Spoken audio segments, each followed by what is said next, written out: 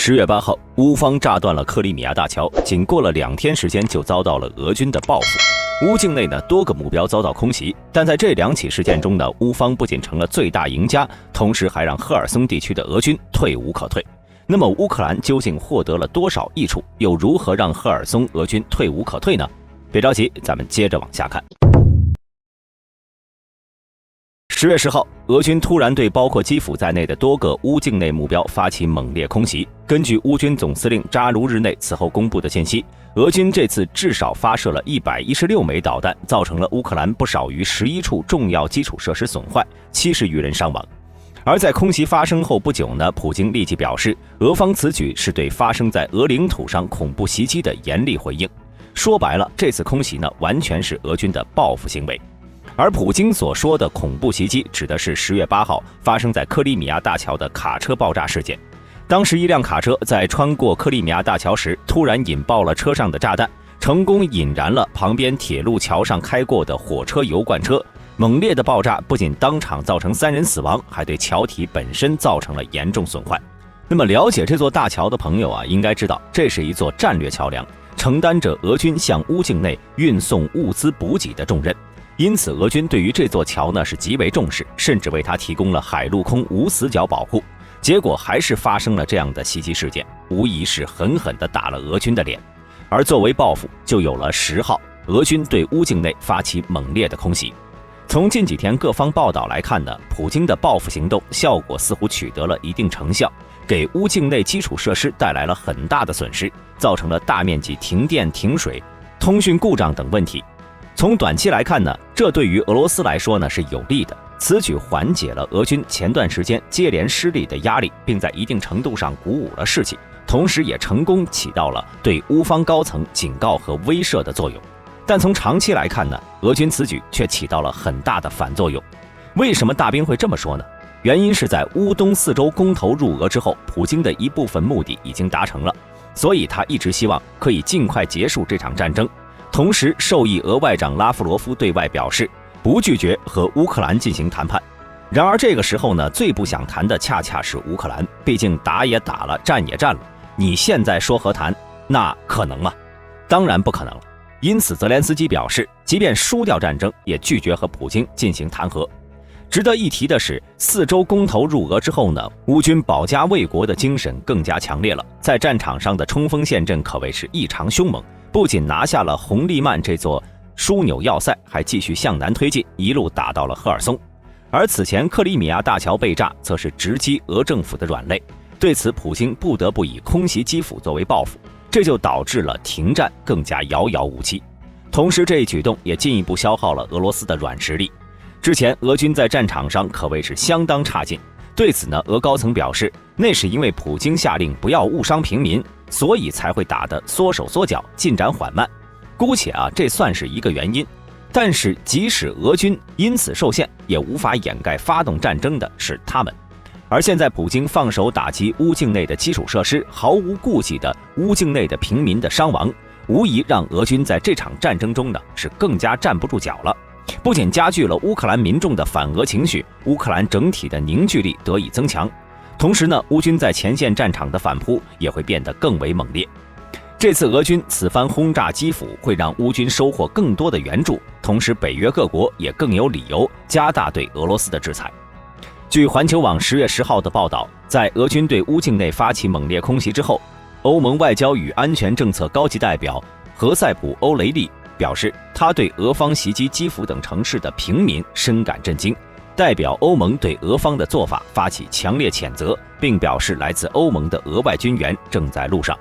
此外，美德法等国呢也承诺将加快给乌军提供防空系统、雷达、导弹等武器装备，促使乌军反攻取得更好的成效。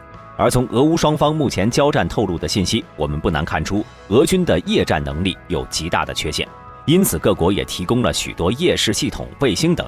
在乌军有了这些设备后呢，无疑会为他们猛攻赫尔松提供更大的优势。很显然，普京的报复虽然给乌克兰造成了伤亡和财产损失，却加速了各国军援的到来。一直以来呢，乌军最缺的就是这个。另一面，普京下令空袭基辅，再进一步消耗了俄军的精确制导弹药，而这样的空袭呢是不可持续的。众所周知，俄军发动战争的前30天是他们表现最差的时候。虽然打出了1000多枚导弹，但是其中70%都是便宜的短程导弹，因此俄军的导弹袭击没有取得决定性结果。此后，俄军就一直面临精确弹药不足的问题，也只有到了不炸不解气的时候，才会大规模使用精确制导武器。不过咱们上面也提了啊，这根本改变不了战场的大局。最后呢，则是最重要的一点了。乌军在俄军空袭基辅之后，连夜对赫尔松发起猛攻。由于乌军的火力不断，严重影响了当地居民的生活安全，因此俄罗斯同意了赫尔松政府的请求，协助居民撤离到其他地区，并且免费提供食宿。然而就在最近，继赫尔松居民开始撤退之后呢，赫尔松政府机构居然也开始撤退了，说是要搬到克里米亚。对此，大兵猜测未来俄军在赫尔松战况一定很不乐观，而且还会出现退无可退的局面。虽然说赫尔松地区每天都会遭到乌方炮火攻击，这是个事实，但是在漫长的俄乌战线上，不只是有赫尔松遭到炮击，因此这个时候俄军爆出撤离当地居民、当地政府并没有那么简单。熟悉战局的朋友应该知道，赫尔松的这个位置，特别是第聂伯河西北一侧这块突出部，是俄军实力最强的空降作战兵团驻守，大约有2.5万人。不过呢，他们毕竟是空降作战兵团，因此非常缺乏重武器。虽然他们凭借着战斗技巧和意志，一直都表现得很顽强，但在近期乌军的反攻中伤亡很大。目前乌方宣称有超过2500名俄军阵亡，俄方没有公布具体伤亡情况，因此也不难看出赫尔松战线已然成了惨烈的绞肉机。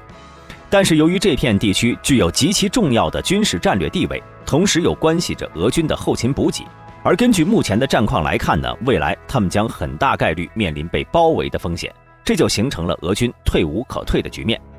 当然也不排除俄军准备在赫尔松地区制造战略无人区，这种战略呢，俄罗斯在历史上曾使用过多次，当时的拿破仑和希特勒都吃了大亏。